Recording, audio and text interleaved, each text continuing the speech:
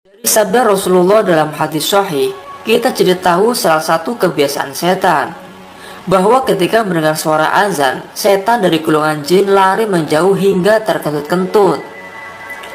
Rasulullah Shallallahu Alaihi Wasallam bersabda, apabila panggilan sholat azan dikumandangkan, maka setan akan lari sambil kentut hingga dia tidak mendengar azan lagi.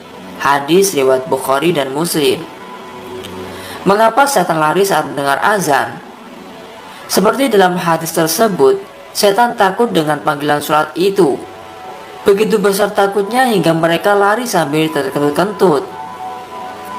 Kalimat Ad-Baroshi syaitan menggambarkan kondisi setan ketika ia lari begitu mendengar azan.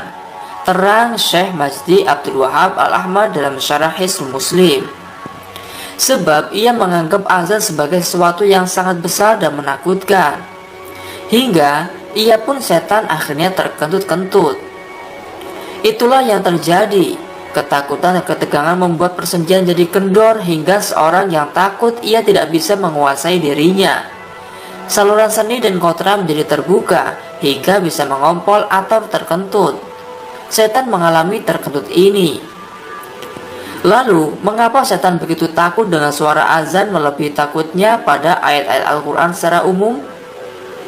Syekh Majdi Abdul Wahab Al-Ahmad menambahkan, setan lari mendengar suara azan karena azan berisi kalimat tauhid dan syiar-syiar Islam. Setan juga putus asa dalam menggoda seorang ketika terdengar pernyataan tauhid. Disebutkan ayat-ayat Al-Quran secara umum karena ada juga ayat-ayat Al-Quran yang jika dibacakan pada orang yang diganggu setan dari golongan jin, setan itu akan kepanasan hingga ia keluar. Hal yang demikian bisa didapati ketika seorang sedang diruqyah dengan dibacakan surat Al-Fatihah, surat Al-Baqarah ayat 1-5, ayat Kursi, surat Al-Baqarah ayat 255, surat Al-Baqarah ayat 285-286, surat Al-Jin dan lain-lain. Setan akan kepanasan dan akhirnya keluar dari tubuh orang yang diganggunya. Kalaupun ada setan dari golongan jin yang berusaha bertahan, kadang ia malah terbakar karenanya. Wallahu a'lamu bishawab.